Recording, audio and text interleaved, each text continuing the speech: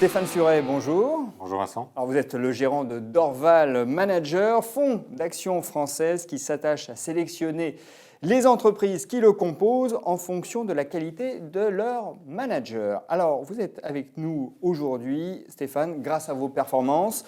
Sur 3 ans, de 2012 à 2015, Dorval Manager a enregistré une hausse de 62% et une surperformance de plus de 20% par rapport à sa catégorie, ce qui vous vaut d'être désormais noté AA par Citywire, et les gérants français qui le sont ne sont pas vraiment nombreux.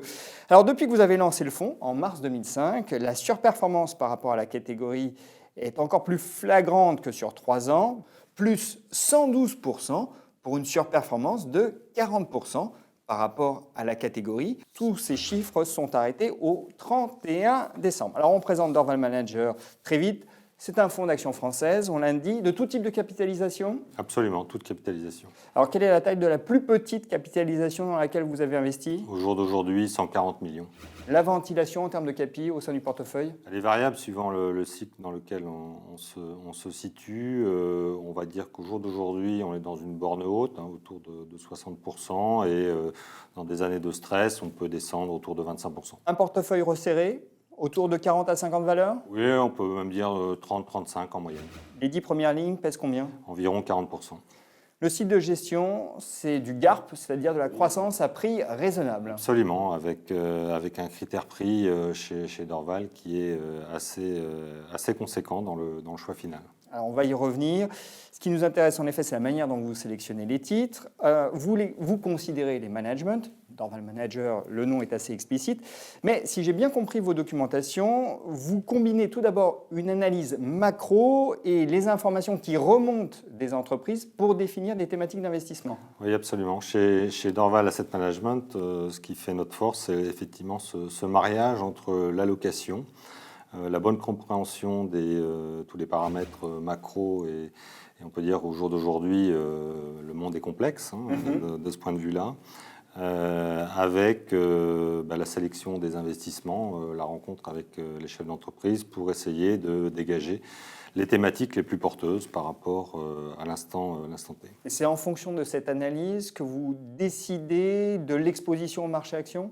Oui, alors en ce qui concerne Dorval Manager, c'est un fonds investi, sauf crise majeure. Ça a été le cas malheureusement en 2008, après la faillite. Dans ce cas-là, de vous avez réduit à 75%. Et là, on utilise la pose de liquidité que l'on peut faire, parce que le fonds est éligible au PEA, c'est-à-dire 25%. Et donc on l'a fait 2 fois en 11 ans, à l'automne 2008 et à l'été 2011 pendant la crise de l'euro. Est-ce que cette analyse macro vous permet également de définir la part à allouer aux petites, moyennes et grandes capitalisations? Oui, on peut dire ça.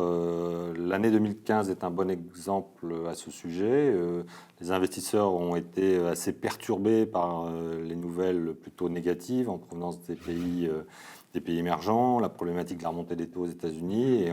Et à partir de l'été, on s'est rendu compte que finalement la zone la plus protégée entre guillemets était la zone euro. Et nous avons fait le choix de rester investis sur les valeurs moyennes, qui sont par définition plus domestiques, plus dépendantes de l'activité en Europe. Et clairement, ça a été un choix ça vous a bien servi en 2015.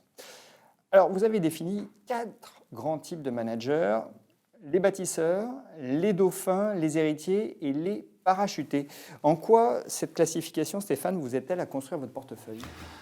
Les bâtisseurs sont une catégorie de dirigeants assez recherchés sur les marchés financiers. Ce sont des belles histoires boursières potentiellement. Un très bon exemple en France, c'est Xavier Niel chez Iliad. Quand on voit le parcours de cette société, à la fois sur le plan économique et sur le plan de sa valorisation. Mais clairement, avec des marchés actions qui ont sensiblement remonté depuis 2 ans et demi, la problématique prix se pose maintenant, parce que beaucoup de dossiers qui ont été créés, développés par des dirigeants bâtisseurs sont relativement bien valorisés par le marché. Et la difficulté au jour d'aujourd'hui est de trouver des entreprises toujours bien gérées, avec des bonnes idées de développement, mais à des prix raisonnables. Donc, si je vous suis bien, vous classez les managers selon cette nomenclature et vous cherchiez traditionnellement à plutôt vous porter sur les bâtisseurs, c'est ça? Absolument. Aujourd'hui, donc, il y a moins de bâtisseurs parce que les prix sont élevés. C'est ça. Et du coup, avec la reprise économique qui s'affirme aussi en zone euro, on s'aperçoit que la catégorie des parachutés a beaucoup monté en proportion dans notre portefeuille. C'est maintenant plus du tiers, alors qu'historiquement, on était à moins de 20%. Pourquoi ? Parce que les conseils d'administration, les actionnaires des entreprises ont eu envie d'aller chercher des talents spécifiques pour soit sortir une entreprise de sa période de transition, aller chercher des talents spécifiques. Ça peut être sur des capacités pour réduire les coûts, pour faire remonter les marges dans un environnement où la croissance revient peu à peu. Et là, clairement, si on sait se placer en anticipation, en faisant les bonnes analyses, avec une bonne étude du parcours des dirigeants, ça peut permettre effectivement d'avoir des dossiers intéressants sur le plan de la performance boursière. Et quand je vous écoute, j'ai l'impression que votre constat est fait a posteriori, c'est-à-dire vous notez qu'à travers votre stock picking, aujourd'hui, vous avez plus de parachutés qu'avant. Mais est-ce que cette typologie, enfin ce classement en 4 catégories des profils, vous pouvez vous en servir comme un instrument proactif? Non, effectivement, c'est une photo a posteriori et c'est le fruit de nos différents choix suivant nos thématiques que nous aurons identifiées comme porteuses. Et à l'intérieur des thématiques, l'idée est bien toujours d'aller chercher le meilleur de la classe, si je puis dire, dans chacune des catégories, même si nous ne fixons pas une proportion du portefeuille dédiée à telle ou telle catégorie.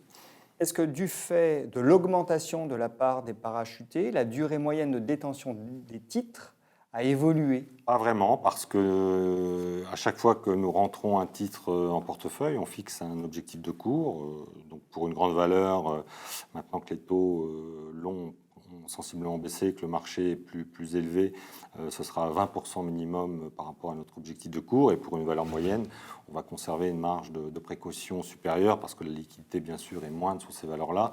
On sera plutôt autour de 35 à 40%. Je reviens aux critères, ou j'approfondis plutôt les critères de sélection. Vous avez parlé de la valorisation. En quoi c'est déterminant dans votre sélection? Encore une fois, les marchés actions sont moins sous-valorisés qu'ils n'ont été à la sortie de la crise de l'euro en 2011. Donc il faut être particulièrement exigeant sur les niveaux d'entrée. Ce que nous apprécions, c'est de sélectionner des entreprises bien gérées, dont nos propres estimations de résultats sont, si possible, supérieures au consensus de marché, aux prévisions faites par les analystes. Ce qui fait que si nous avons raison, avec le temps, au fur et à mesure des publications, on a de bonnes chances que les cours s'ajustent à la hausse.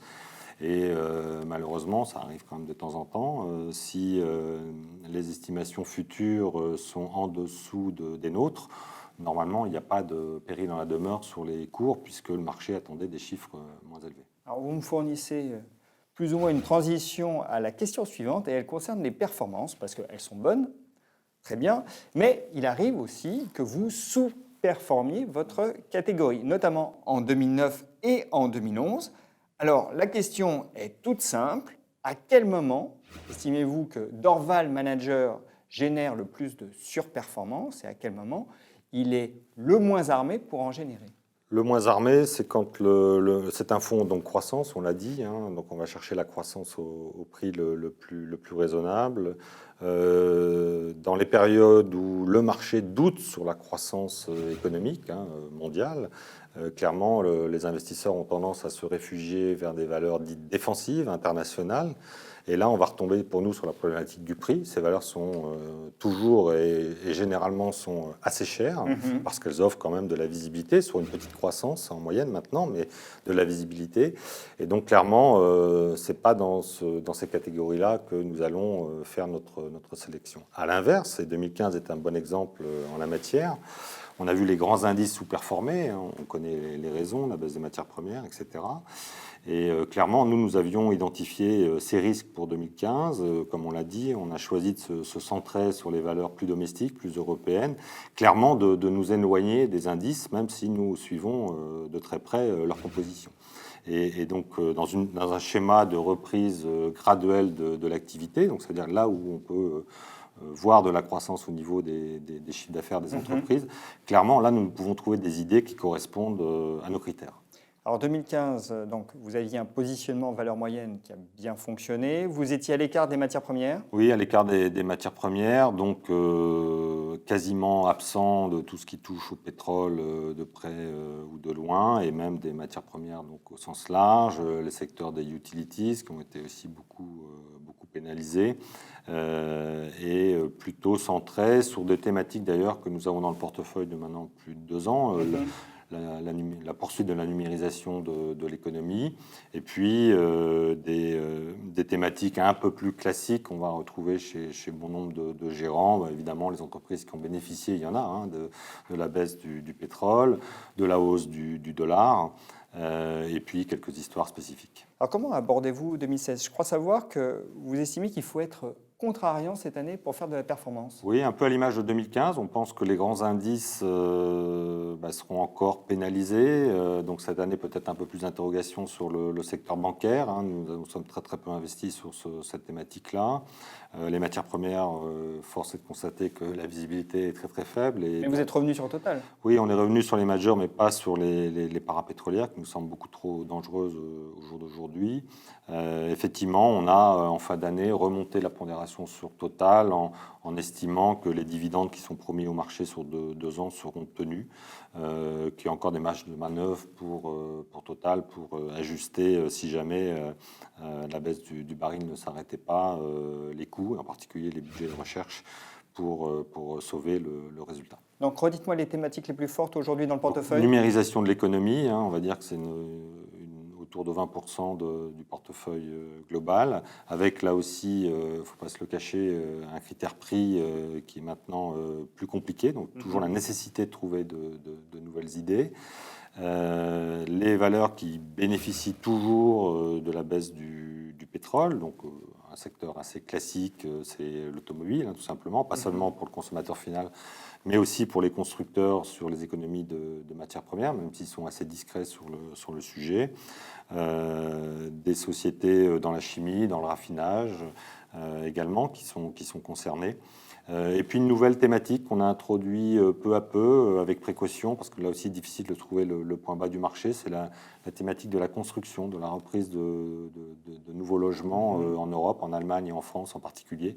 Il nous semble que 2016 pourrait être enfin l'année du retournement pour ce secteur. Et cette thématique, vous la tentez au travers de quelle valeur? Une valeur dans les grandes valeurs Saint-Gobain, qui est vraiment une valeur très, très domestique européenne. Des valeurs comme Rexel aussi, même si on sait qu'il y a le parapétrolier qui peut encore les handicaper à court terme. Imerys également, enfin voilà, toutes les valeurs en France qui peuvent bénéficier d'une reprise graduelle de la construction. Alors j'aimerais qu'on développe un cas d'investissement, et puisque vous avez parlé de positionnement contrariant, vous êtes assez mordu de Gemalto. Oui, c'est un dossier qui reste très controversé sur le marché. Alors on rappelle ce que fait Gemalto. Oui, Gemalto, c'est le leader mondial des cartes à puce, mais les cartes SIM historiques qui servaient les cartes SIM à l'intérieur des téléphones et également sur les cartes bancaires. C'est un marché très compétitif qui est mondial, donc il y a des baisses de prix régulières, des volumes qui sont assez erratiques également, mais finalement cette partie-là a beaucoup baissé en poids dans l'ensemble de Gemalto, c'est autour de 20% du chiffre d'affaires maintenant. Et nous pensons que l'année 2016 pourrait marquer un tournant. Donc le marché a été déçu des performances financières de Gemalto encore en 2015. Mais nous pensons que les choses vont s'améliorer en 2016, non seulement parce que les autres activités, ce qu'on appelle le machine-to-machine, croît beaucoup. Tout ce qui est sécurité pour les États, les gouvernements aussi, sont des activités en croissance avec des bonnes marges. Et la nouveauté de cette année 2016 serait un bien meilleur contrôle des coûts, des charges, ce qui fait qu'à l'arrivée, on pense que la profitabilité de l'entreprise va notoirement s'améliorer sur 2016 et 2017. Le marché est extrêmement prudent, pour ne pas dire négatif. La société a donné une guidance pour son résultat opérationnel 2017 et le consensus des analystes est à environ 15% en dessous de cette guidance pour 2017. Enfin, il y a un potentiel de bonne surprise. Voilà, donc on pense que maintenant le marché est en situation, on le verra au moment de la publication début mars, pour éventuellement changer d'avis peu à peu sur le dossier. Alors on arrive au terme de cette émission. Une question toutefois sur la volatilité, puisque le début d'année est très agité sur les marchés d'actions. Comment vous essayez de contrôler cette volatilité avec Dorval Manager ? Ce n'est pas forcément très, très évident à faire. On essaye que certaines thématiques soient quelque part un peu en face l'une de l'autre. On l'a dit, on a remonté un petit peu le secteur des majors pétrolières, en l'occurrence Total pour le fonds français. On a à côté de ça, si jamais, ce qui est difficile à anticiper, si jamais on avait un rebond dans le courant de cette année sur le prix du baril ou inversement une tendance baissière qui pourrait, c'est aussi possible, persévérer, avoir un autre secteur qui pourrait profiter également d'un pétrole et des matières premières toujours baissiers pour essayer d'avoir une certaine compensation. Dernière question. Est-ce que vous, aujourd'hui, à titre personnel, vous investissez ou vous investiriez, si vous n'avez pas l'occasion de le faire aujourd'hui, dans Dorval Manager ? Oui, bien sûr, oui, dans une gestion d'ailleurs investie, dans une gestion qui peut être contrariante, qui est basée sur une sélection dossier par dossier, avec un critère prix, je le répète, qui est vraiment prépondérant et très très important au jour d'aujourd'hui pour assurer une performance dans la durée. Stéphane, merci. Merci Vincent.